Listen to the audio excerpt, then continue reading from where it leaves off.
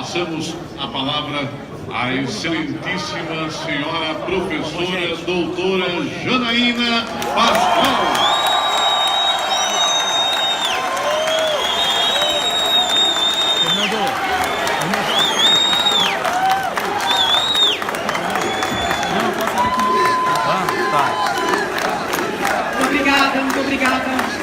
Muito obrigada, boa tarde a todos.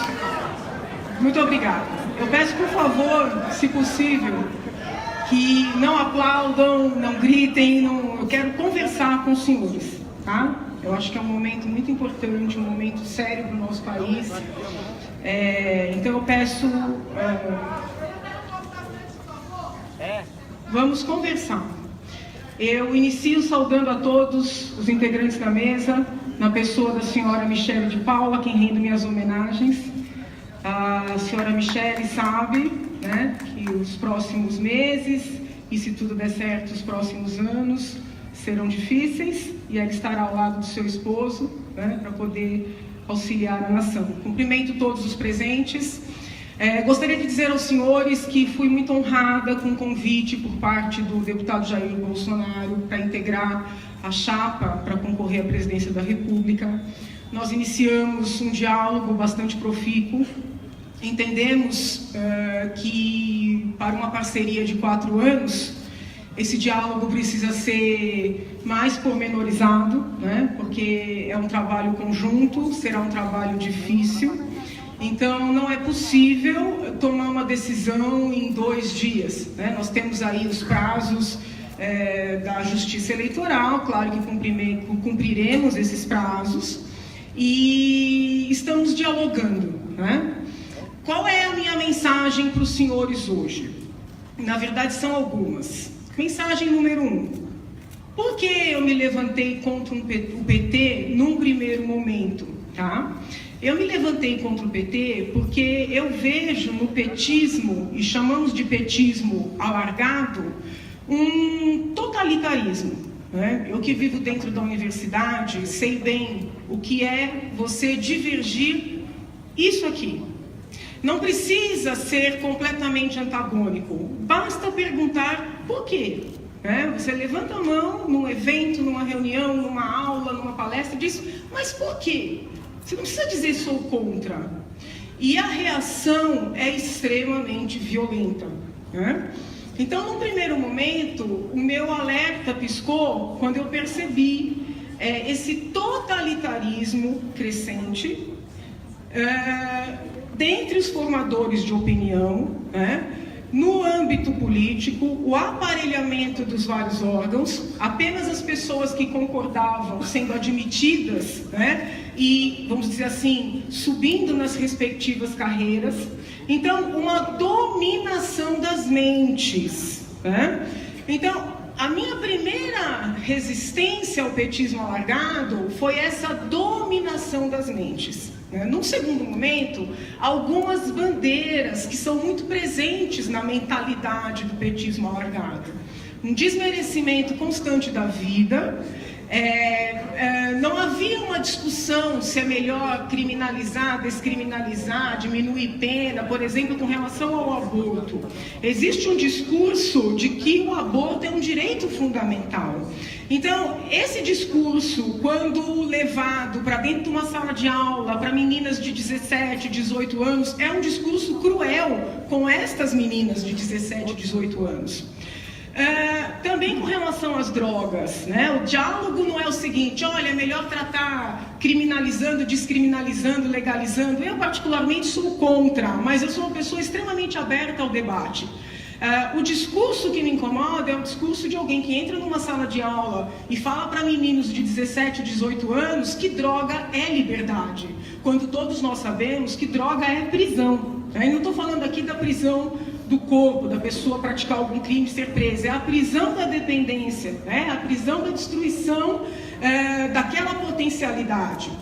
De um tempo para cá, venho percebendo também uma necessidade de normalizar a sexualização da criança e do adolescente, em tenra idade, né? E vejo isso com muito maus olhos. Então eu comecei já há muitos muitos anos, não é de agora, né? Eu sou professora universitária há 20 anos. Então, há muitos anos que eu venho percebendo essa movimentação totalitaristas e essas pautas preocupantes. Então, é uma história, eu estou trabalhando há muitos anos, né? Estou nesse caminho, não é de agora. Quando eu pedi o impeachment da presidente Dilma, eu disse para todo mundo que teve a curiosidade de me perguntar, né, que eu não estava pedindo o impeachment da presidente Dilma com o intuito de tirar a presidente Dilma e colocar outras pessoas para fazerem a mesma coisa ou algo parecido. Porque é muito comum ouvir o seguinte discurso: o PT perdeu a mão, o PT roubou demais. O que tem subtendido nesse discurso? Que roubar um pouco menos pode. Entretanto, essa ideia de que a corrupção faz parte do negócio foi que nos trouxe até aqui, né? Porque essa ideia ela vai corrompendo também os valores. Então, quando eu decidi enfrentar tudo que eu enfrentei contra forças muito fortes, e eu dizia, olha, isso aqui não é um impeachment asséptico, né? Porque muita gente achou que aquilo era um impeachment asséptico. Tira a presidente Dilma e as coisas vão se acalmando e vão se acomodando e continuarão como sempre foram. Não era isso que tinha na minha mente. Tanto é que quando eu ouvia aquelas gravações, não, a gente vai estancar a sangria, eu falava, olha, não estão falando do meu pedido de impeachment. O meu não tem nada a ver com isso. Eu vejo o impeachment como o início do processo de depuração do nosso país. E este processo tem que ter segmento. E o que é que eu estou enxergando no cenário nacional no dia de hoje, nos dias de hoje? Uma junção de forças muito fortes, porque tem o poder político, o poder econômico, o poder da caneta e, em alguns casos, até o poder das decisões. Então, essas forças estão se unindo em torno de interesses escusos, né? Mais poder, mais dinheiro e impunidade, de forma a colocar em risco todo o meu trabalho. Eu corri risco de todos os níveis que os senhores possam imaginar, tá? Prejuízos de todos os níveis. Então, quando eu vejo essa movimentação, essa união para destruir o meu trabalho, eu estou procurando alternativas. Os senhores conseguem entender isso? Por quê? Porque eu entendo que o nosso país precisa desse processo de depuração. Não é caça às bruxas, não é perseguição, não é prender as pessoas por tudo e qualquer coisa, porque a prisão é sim a última arma do Estado. O professor Guedes citou aqui Hobbes, eu sou bem hobbesiana, professor, né? A gente só recorre ao Estado, o Estado tem que respeitar o indivíduo, então a prisão é a última arma do Estado. Agora, é necessário fazer a responsabilização de quem precisa ser responsabilizado. E, pelos meus estudos de direito penal, eu tenho a convicção de que esta impunidade entre os poderosos, e eu não estou falando de ricos, eu estou falando de poderosos, porque não basta ter dinheiro para ficar impune nesse país, né? É necessário ter poder, ter acesso. Nós não temos só um problema de corrupção, nós temos um problema grave de tráfico de influência nesse país. A corrupção está tão arraigada que quando a gente vislumbra uma situação de tráfico e de influência, ela parece natural. Então, essa impunidade que está estabelecida nas altas esferas de poder, ela reverbera para as camadas inferiores. Então, o cidadão que está lá na ponta, ele não tem estímulo nenhum de cumprir a lei. Pelo contrário, você pega um menino que nasce na periferia, tá? E aqui eu não estou fazendo o discurso de que a pobreza justifica o crime, não. Mas o menino que vai no posto de saúde e vê a mãe ser maltratada.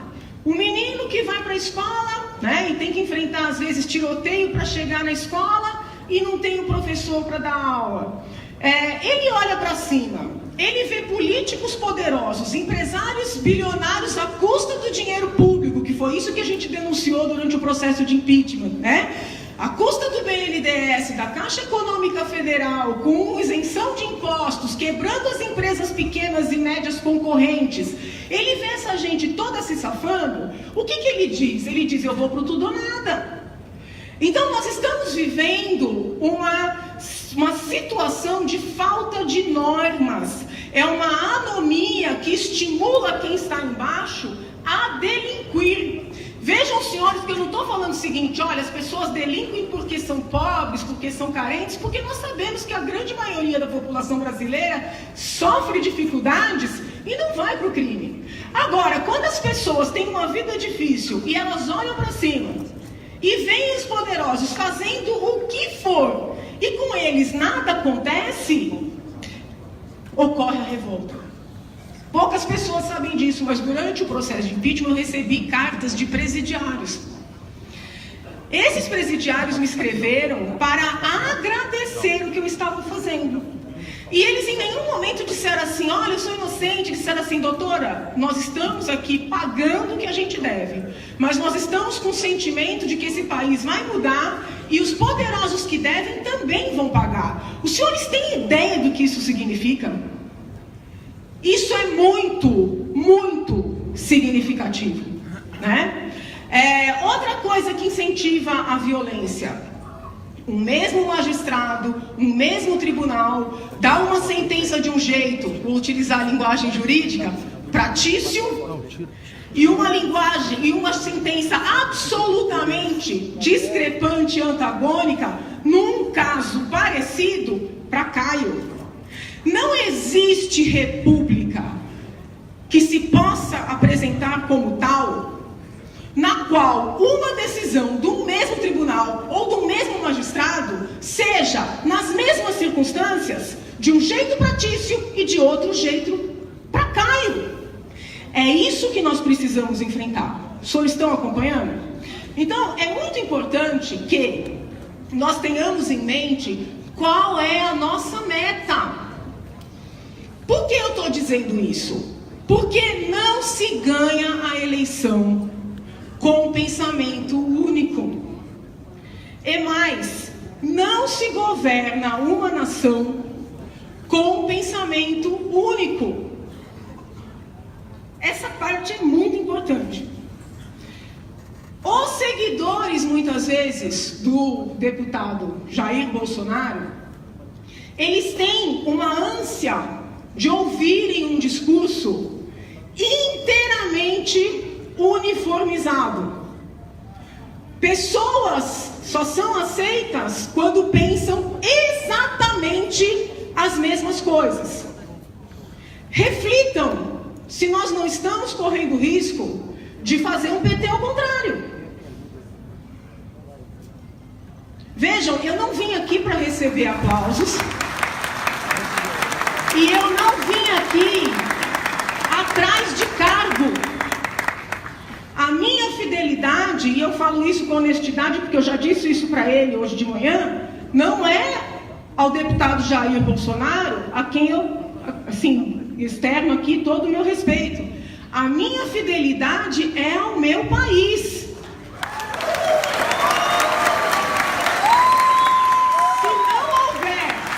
Se não houver a consciência de que nós temos que somar, não haverá vitória, e se houver vitória, não haverá governabilidade. Nós temos que pensar nos dois momentos, a campanha e a governabilidade.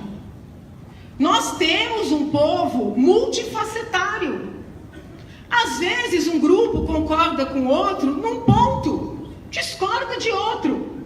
Se nós construirmos um quadradinho e quisermos que todo mundo esteja dentro daquele quadrado, nós estamos limitando a possibilidade de vitória e a possibilidade de governar. Enquanto nós estamos procurando pessoas que sejam aderentes à totalidade dos nossos pensamentos, eles estão se unindo pelo dinheiro, pelo poder, para garantir a impunidade. Estão entendendo o que eu estou falando? Isso é muito sério. Não é hora de olhar com lupa e selecionar quem concorda com a gente, ou venha, quem não concorda, saia. Isso não existe numa república e numa democracia. Nós temos que ter linhas mestras, né? Quais são as linhas mestras? A valorização da vida, proteção da juventude e enfrentamento da criminalidade, sobretudo de poder, porque é essa que mina todas as outras partes da nossa nação. É isso que tem que nos unir. Estão compreendendo? Então eu peço aos senhores que reflitam sobre o que eu estou dizendo, né? Eu sou uma pessoa que dialogo com todo mundo. Sou muito firme nas minhas convicções. Estou fechando. Sou muito firme nas minhas convicções, né? Eu vim aqui não com o intuito de aderir, de dizer, olha, estou contigo e abro mão de tudo que eu escrevi, de tudo que eu falei. Porque houve um presidente que falou, esqueçam o que eu escrevi, né? Não é isso que eu quero, né? Eu vim aqui disposta a somar, não por um plano de poder. Eu vim aqui disposta a somar por um projeto de país. Se nós não formos capazes de somar, nós não somos capazes de governar. Porque as pessoas podem discordar da gente e serem honestas, e serem corretas, e quererem trabalhar, e quererem se unir, e quererem enfrentar quem precisa ser enfrentado. Nós não podemos cair na armadilha deles, que é a armadilha da cisão. É verdade. Né? Quando a gente diz, você é bem-vindo porque você concorda com todos os pontos da nossa mentalidade, não tem diferença para eles. Então, quais são as linhas mestras? Você é bem-vindo. Você até tem o seu pensamento diferente, mas você está conosco nas linhas mestras. E a gente vai trilhar e construir, né, um país que pode ser o coração do mundo. É nisso que eu acredito. Eu poderia vir aqui e fazer um discurso mais interessante, mais palatável, mas ele não seria útil para a minha nação, né? Eu estou falando aqui para o pessoal do PSL, para os políticos do PSL, mas está todo mundo assistindo, eu estou falando para a nação. O meu convite é de união desse país, é um convite de eleição de linhas mestras e é um convite de rumar a esse Brasil com o qual todos nós sonhamos, para falar a verdade, para reunir a nação. Nós não precisamos de mais do que 7 segundos. Para falar a verdade, para reunir a nação, nós não precisamos de mais de 7 segundos. Não caiam na armadilha, não cindam, não julguem o seu irmão, porque eventualmente ele não concorda com você num ponto. Nós não somos donos da verdade, né? Nós não somos, nós estamos tentando colaborar, né? Nós estamos juntos para que todos possam falar e pensar aquilo que realmente sentem. Eu digo, ele diz, eu convenço, ele me convence e a gente constrói um país. É contra o totalitarismo que nós estamos juntos. Esse é meu convite aos senhores. Deus abençoe. Eu acredito em Deus, mas eu não vou pedir ninguém para acreditar em Deus. Eu vou pedir aos senhores para acreditarem no Brasil e em cada um dos indivíduos que formam essa nação. Tá bom? Muito obrigada.